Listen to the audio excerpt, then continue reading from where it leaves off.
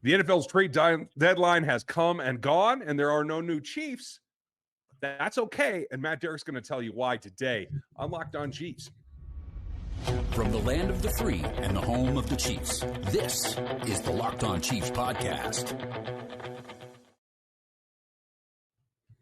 Welcome back, friends and neighbors. Thanks for making us your first listen. Go check out another Locked On show when you're done with this one. We're brought to you by Game Picks. I'm sorry, not Game Picks. We're brought to you by Prize Picks.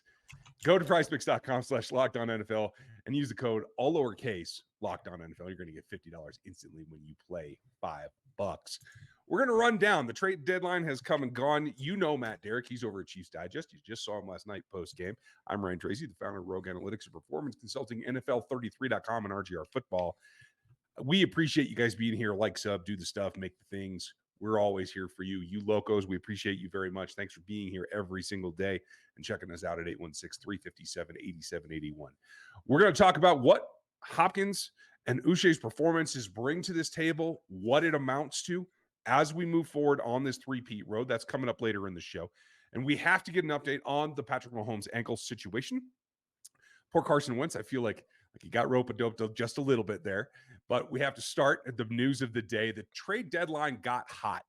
There were a lot of reports, Matt, out there from a lot of different sources that the Chiefs were fully in on trying to pursue Marshawn Latimore to bolster the cornerback spot for this three-peat run. It didn't work out that way, but there was a lot of hemming and hawing, a lot of different reports for you and your sources. How close were the Chiefs? How hard did they push in on this, and how close did it come to happening? Yeah, on the Marshawn Latimore deal, honestly, the Chiefs were not very close. They were willing to go with their third-round selection in 2025 in exchange for Latimore, which they felt like was a pretty aggressive deal. I think what ended up happening was Washington kind of started bidding against themselves.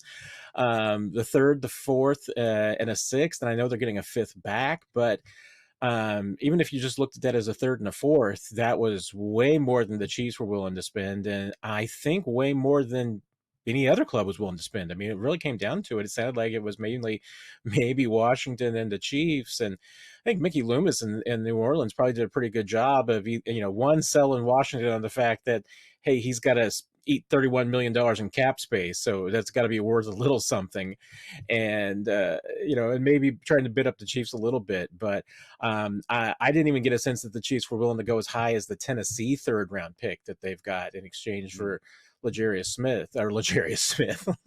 Sneed. I've been up too late with the Monday night game and working the trade deadline, Ryan. It's been a rough 24 hours. It's been a long 24 hours, but no, I mean, I was as high as the Chiefs were willing to go. And so then when you look at some of the, what else was out there, not a lot of interest in Tre'Davious White. He's coming off the Achilles injury, probably still is not 100%. So I think was more than a couple of concerns there. And other than that, just player availability really never developed. The Chiefs had quite a bit of interest in, a handful of corners around the league. I think J.C. Horn might have been one of them. Kendall Fuller in Miami might have been one. Not completely sold that Greg Newsome in Cleveland was among them, but it's quite possible. But none of those players moved. So, I mean, that's an indication right there that, if there were players that the Chiefs were interested in at corner, they were not available. You hit one of the guys that I was looking at, and Horn was the investment that I was willing to make. If you weren't going to get somebody of the caliber of Latimore, you wanted to have somebody with some upside, right? And the fact that in the end, the Panthers didn't move J.C. Horn, didn't move Bryce Young, a lot of rumor around that. It brings me back to the fact that as much as the Chiefs tried, and I don't think there's a huge penalty out there about, hey, we're not going to try to make the champs any better, but there could be a little of it. I was surprised that overall, when you look at the trades that did happen, we'll talk about some of them later, Chiefs were pretty good at getting value, and I don't think this corner market reflected that at all. Thought there was a lot of strangeness here. How do you think they did trade deadline grade? Let's call it that. Well, if you look at just the two trades that they made, and picking up DeAndre Hopkins and picking up Joshua Uche, I mean, how can you I mean, giving anything less than an A. I mean, Hopkins alone would probably be worth the A. You end up with injuries with an absolute huge need at wide receiver, and you fill that. And, if you look at maybe also even considering the deals that you don't do, I mean, that might be where we have a maybe longer term. If you get to January and February and the Chiefs have back Hollywood Brown, they got Juju Smith healthy, then you'll look back at this and say, you know what, Brett Veach made the right move, standing pat with just getting DeAndre Hopkins, not panicking and getting a second receiver, because if they do get a second receiver, and they've got all three of these guys, they've got Hopkins, Juju, and Hollywood healthy in January and February, where would this second receiver play? I mean, that's where the Chiefs are banking on having those three players available in the playoffs. And if that's the case, really wasn't a reason to panic and go get another receiver. They needed an edge rusher. Got, I think, probably one of the better ones that they could get in Uche, and did not give up a lot to get him.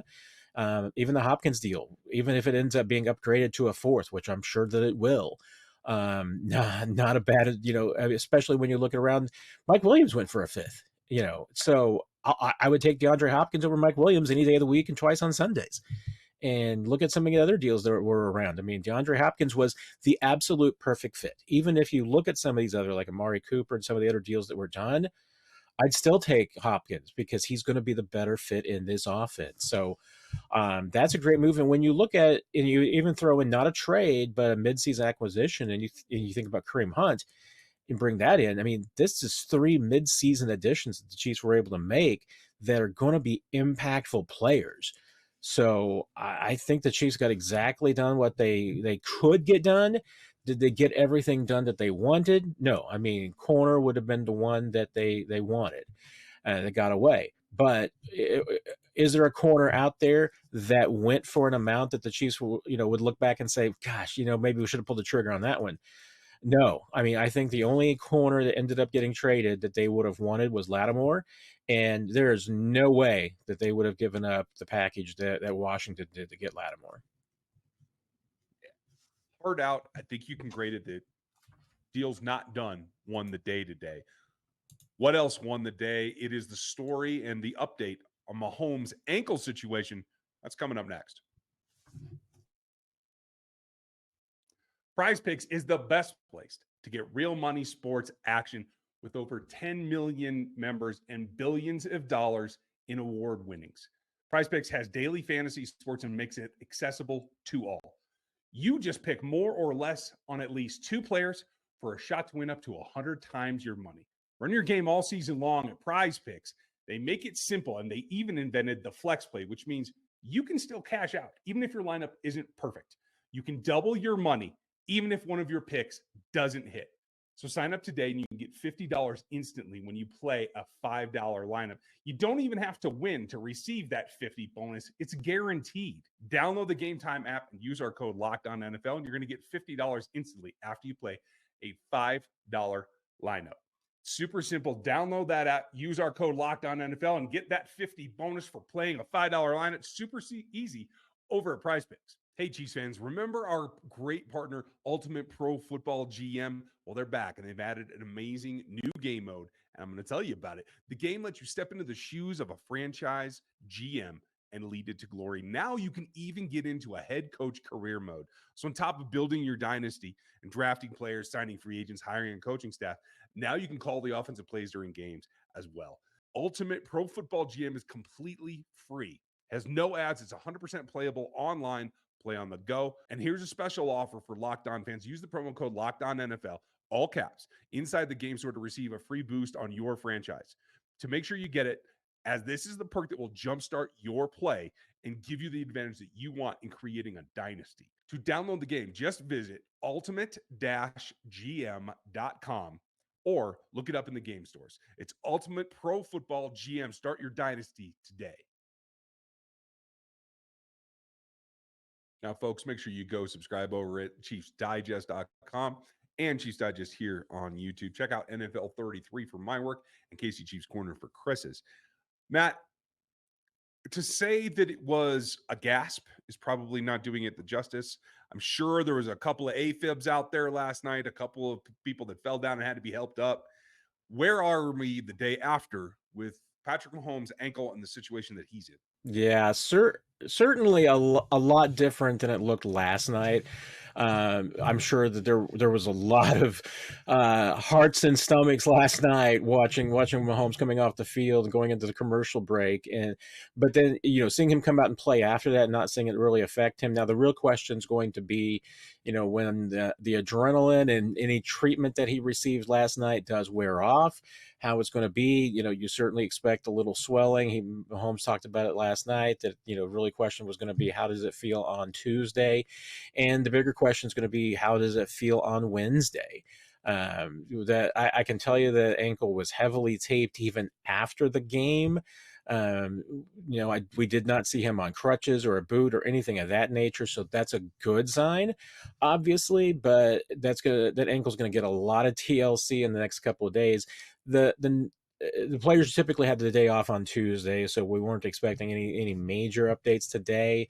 Andy Reid was going to give the team time off. Wednesdays when everybody will get back. And hey, if Mahomes is able to practice even in a limited role on Wednesday, I think that would be a great sign as far as his availability against the Broncos.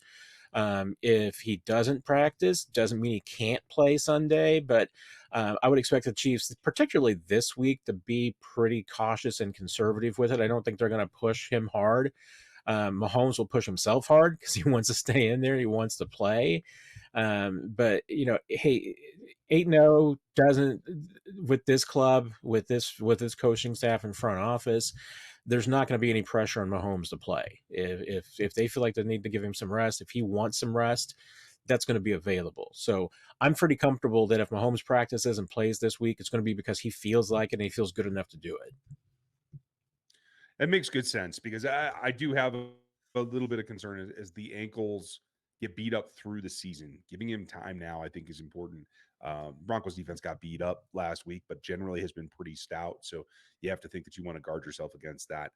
And I mentioned Wentz at the top of the show. I think it's great for him to get actual reps. I think he should get some reps with the ones, regardless of whether Patrick practices this week or not. He should at least get practice reps. And if they had to go to him, I think this is probably one of the games that I feel like you're not up against an offense that you feel you have to put up 30 to match. So is there a better time, and how comfortable would you be with Carson Wentz maybe getting to play this week? Yeah, this is probably would be one of those great, philosophical questions for a sports sociology class or something in a college, because NFL teams, and even college teams, never in the world would they consider just giving a guy time off because what, he could use a week off at a break and everything. No, I mean, it's typically, are you at least 60-70%? Can you play with some treatment? You're going to go play. You don't normally see the question in the mid-season of just, hey, wait a minute, maybe this guy just needs some rest. Give him a week off to kind of reboot. It's football. It's not the NBA. It's not Major League Baseball where you just give a player a day or two off to bounce back. The NFL doesn't do that. This might be the time when it's worth that conversation. Is it worth it to give Mahomes a week off and a game off and let Carson Wentz get some work? I don't know if that conversation is actually going to take place. I mean, I think that the question in One Arrowhead Drive, there's going to be two of them. It's going to be the athletic training staff weighing in and saying, can Patrick play without risking hurting himself even further? And, two, does Mahomes feel like he can play? If the answer to both those questions is yes, he's going to play. So but it would be great for the Chiefs if they could just get a maybe 2-score lead in the fourth quarter, that they felt comfortable giving Wentz some snaps. They just played too many close games so that they haven't been in that position. So I think it would be advantageous if at some point they were able to get Wentz some work. You don't want him to get work like it looked like last night, where it's an emergency basis because Mahomes is hurt and he needs to go in. But yeah, I mean, it would be nice for this team because, we saw it. We've seen it before. I mean, we've seen it with Chad Henne. Gosh, Matt Moore, Chad Henne. I'm telling you what, too little sleep at the trade deadline. I'm going to call you Chris here in a minute, Ryan. I mean, that's how bad it is. So, but yeah, I mean, I don't think the Chiefs are going to do anything crazy, as far as that goes, as far as, holding Mahomes out this week just for the sake of it, or just giving him a break, or giving Wentz some work.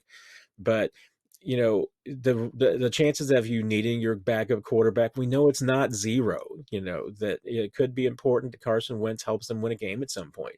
So getting him some work would be nice, but it's the NFL.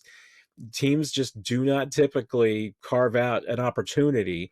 It's a backup quarterbacks get an opportunity that nobody wants them to have. Right. And honestly, I don't know that I want to go toe to toe in the quarterback room with Patrick anyway. So Carson, just guard yourself.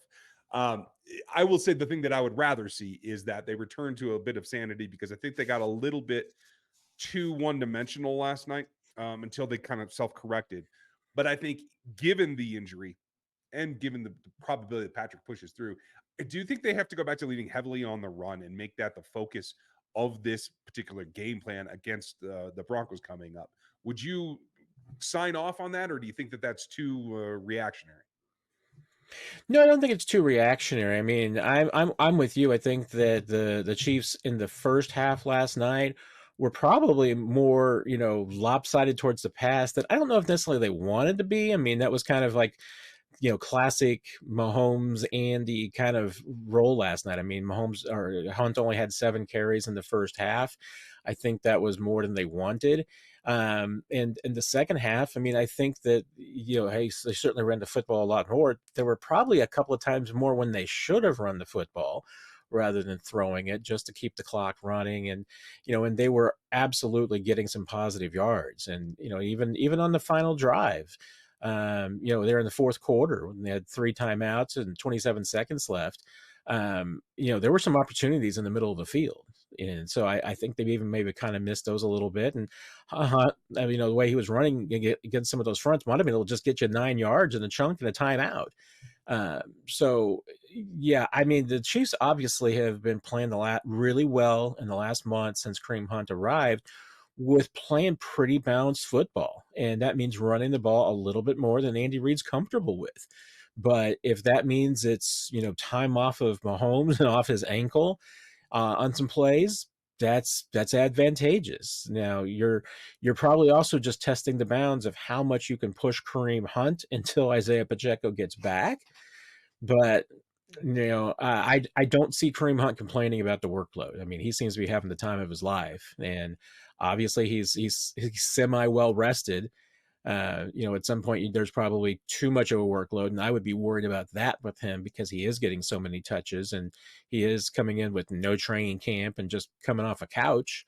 But he also coming off a couch, so he doesn't mind taking on the workload right now. There's a balance to be struck there. I think they will find their way. And I think he helps in a significant way. And when you took a look at this whole offseason as a whole, the road to the three-peat just has to be met at a threshold. Did they do that? That's coming up next. Get ready to tackle the NFL action with FanDuel, America's #1 sportsbook. Because right now, new customers, you can bet just $5 and you get 150 back in bonus bets if you win right now. FanDuel Sportsbook, the app, gives you everything that you need to get bets in place for the NFL all in one place. So when you got a hunch in the middle of the game, you want to check out the latest stats, you live by that play-by-play, you can do that and much more on the same page right where you place your bets. Visit FanDuel.com today and join. You'll get started with $150 in bonus bets if you win your first $5 bet. That's at FanDuel.com. Never waste a hunch and make every moment more with FanDuel, America's #1 and official sportsbook partner of the NFL.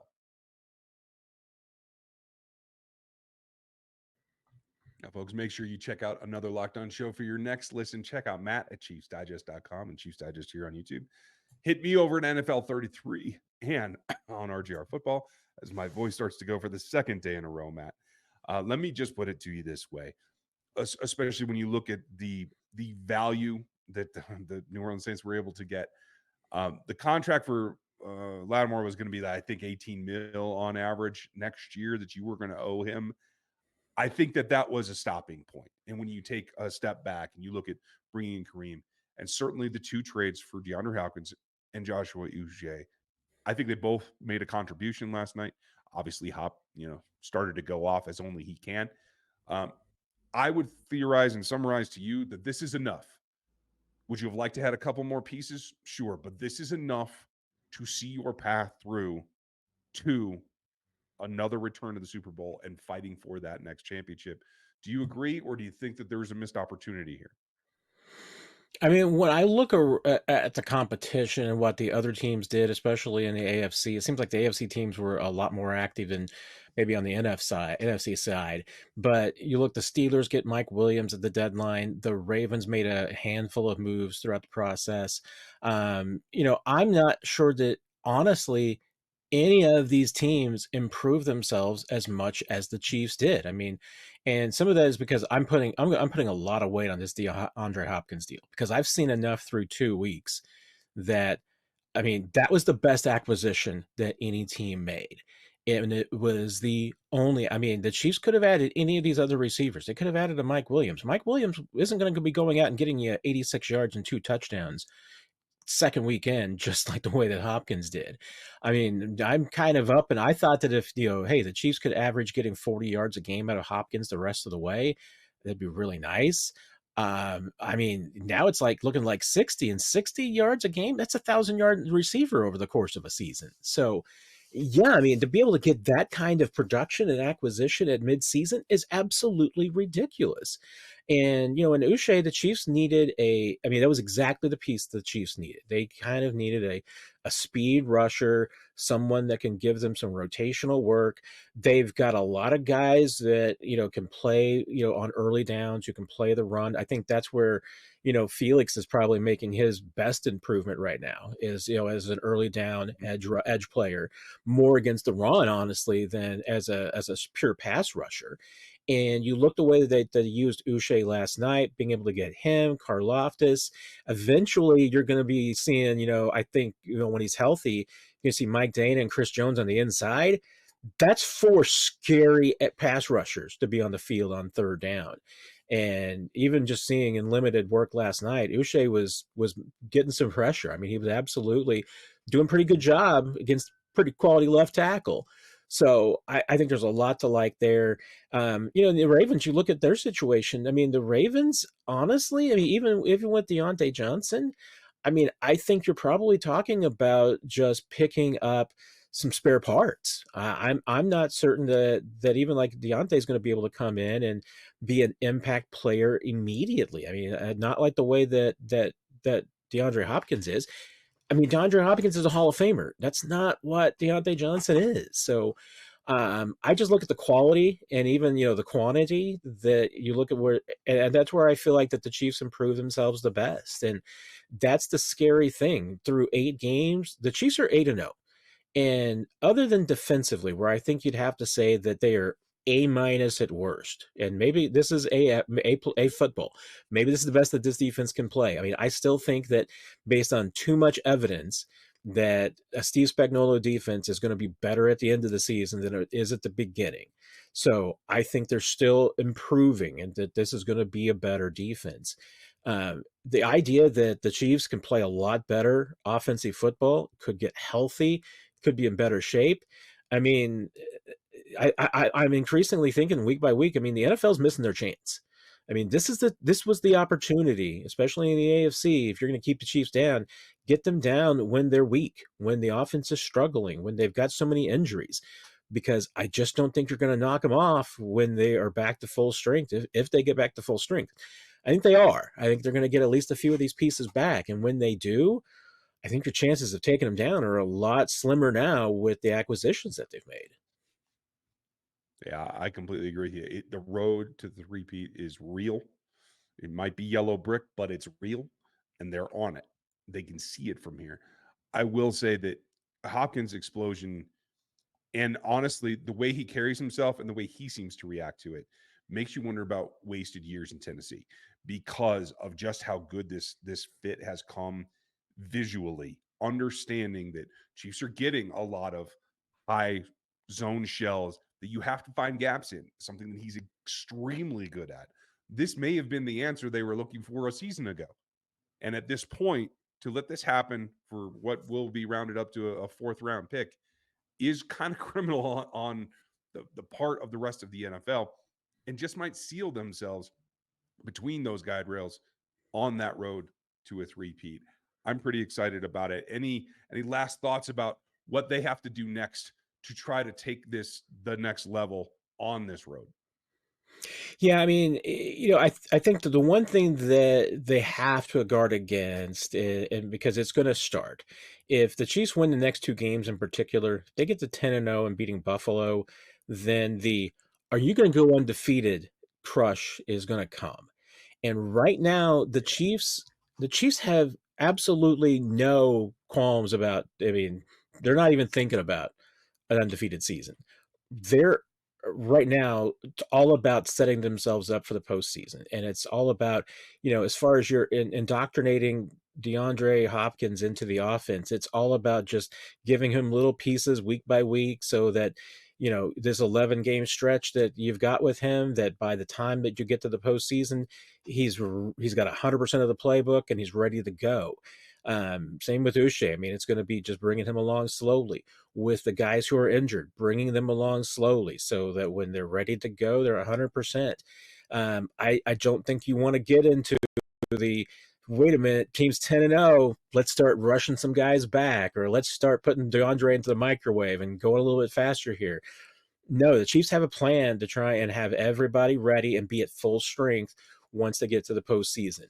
And I get it. There'd be some history in going 20-0 and three-peating. I mean, that would be the pinnacle of NFL football.